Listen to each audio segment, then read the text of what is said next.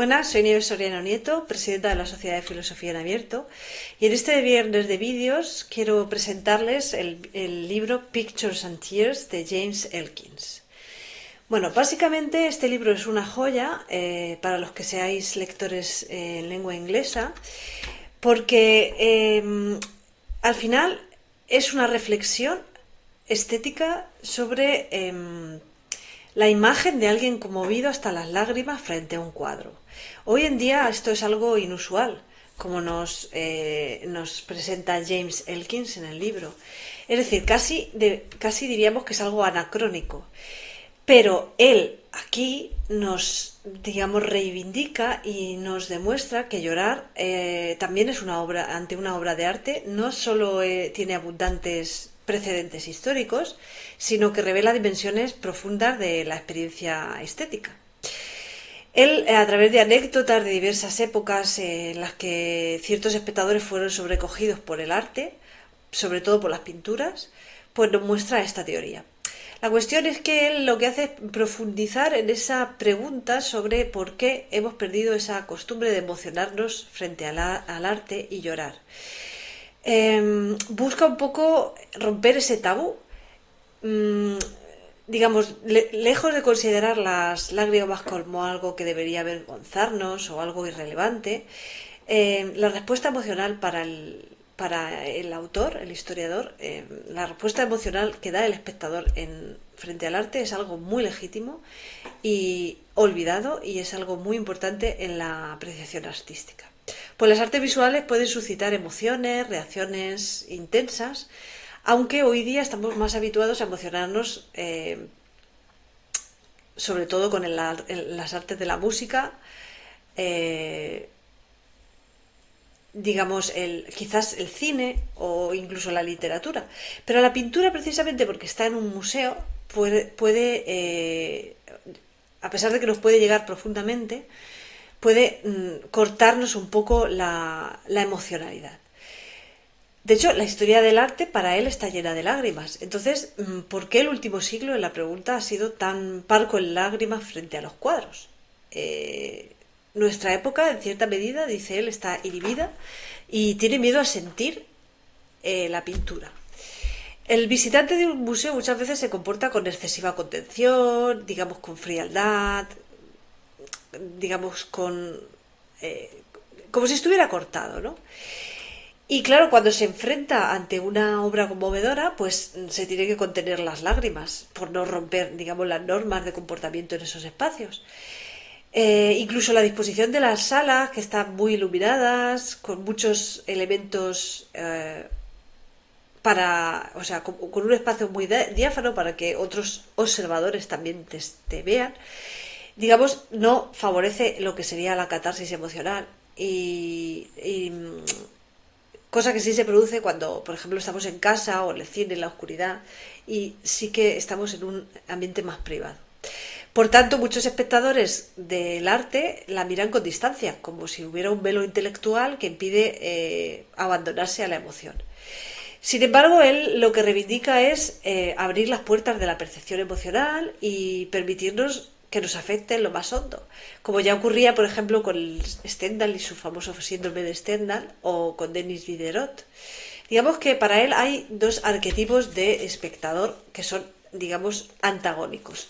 Si hablamos de casos célebres, pues el del síndrome de Stendhal, que viene por Stendhal, que es esa conmoción radical ante la belleza, que incluso puede llegar al desmayo y al sollozo sin control. Y en el polo opuesto estaría Mark Twain, en la que, digamos, ve al espectador del arte como un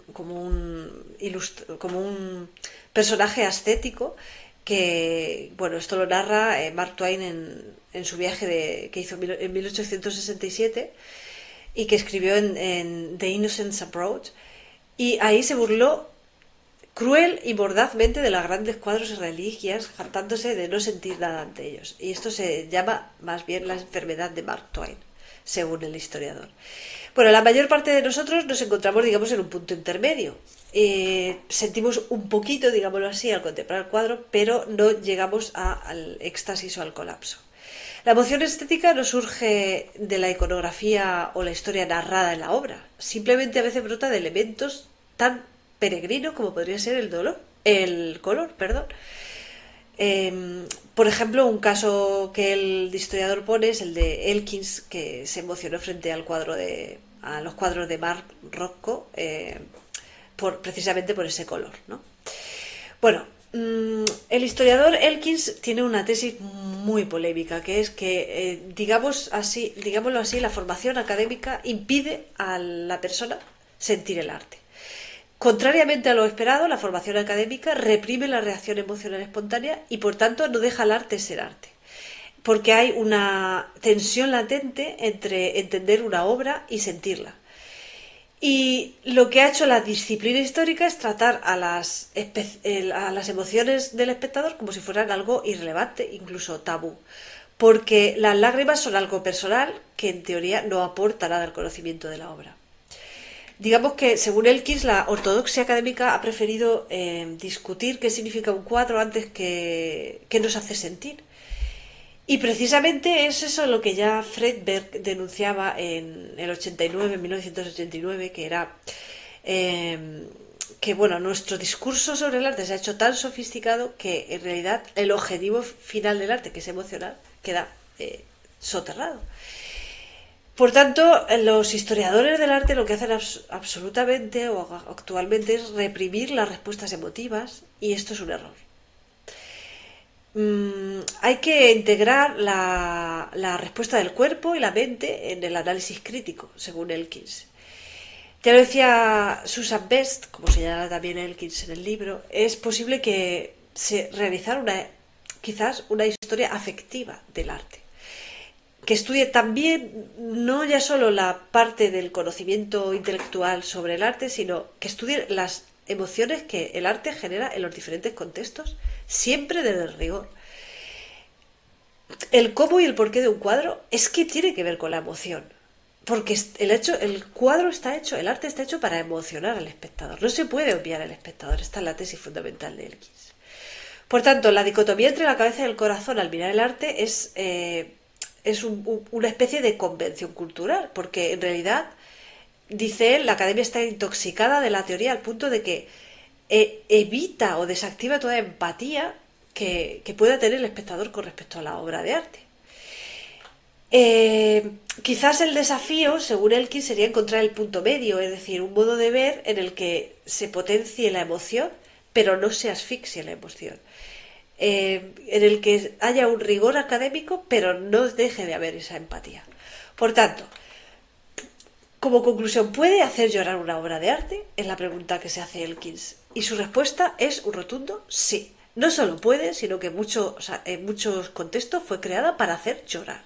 A lo largo de esta síntesis hemos visto que las lágrimas ante la pintura han sido un fenómeno real y documentado. No hay más que ir poco a poco leyendo el libro del historiador. Desde las liturgias medievales hasta las cuestiones estéticas, y también él nos refleja cómo ha habido una progresiva desaparición en la crítica moderna en tanto que se establece este sesgo a la emocionalidad del arte. Por tanto, habría que su reivindicación incorporar la dimensión emocional y espiritual incluso en el discurso sobre el arte, y eso no significaría caer en una subjetividad sin control, sino enriquecer la comprensión de las obras, reconociendo su poder de afectarnos. Es decir, en el ámbito profesional quizás no se perciben demasiadas emociones, pero los curators de las exposiciones, los historiadores, los museólogos, quizás deberían mirar más por la emoción más que por el prejuicio profesional. Eso no significa que los historiadores, los museólogos o los curators de arte no sientan las obras de arte. Simplemente que dentro de la convención no está contemplado. Por tanto, a lo que Elkins nos invita es a recuperar la valentía de emocionarse frente al arte y mirar un cuadro hasta que las lágrimas no sean un signo de debilidad, sino de realmente haber entablado un diálogo profundo con la imagen. Y en ese diálogo, quizás, dice él, podemos hallar también cierto conocimiento, porque el conocimiento del arte a veces lo comunica lo indescriptible, lo inefable y cómo nos enlaza a épocas diferentes, la del espectador y la de la obra, incluso cómo enlaza sensibilidades distintas. En realidad nos comunica y nos recuerda que a fin de cuentas somos seres emocionales, somos seres también vulnerables. Por tanto, quizás la próxima vez que estemos frente a una pintura que nos conmueve, valga la pena hacer uso de lo que dice Elkins. Dejar de un lado la vergüenza y ante la pintura que nos conmueve, quizás sea interesante ser corazón latiente, ser corazón sintiente. Y quizás comprenderemos mejor no solo a la obra, sino también lo que nosotros mismos como espectadores somos, que somos seres en permanente construcción. Al fin y al cabo, el arte trata sobre lo que nos hace humanos. Y nuestras lágrimas frente al arte son una prueba tangible de ese poder transformador que poseen los grandes cuadros. Pues esta es mi recomendación del libro de este viernes de vídeos y sin más, gracias porque para mí este libro es una de las maravillas que esconde la reflexión estética. Un saludo.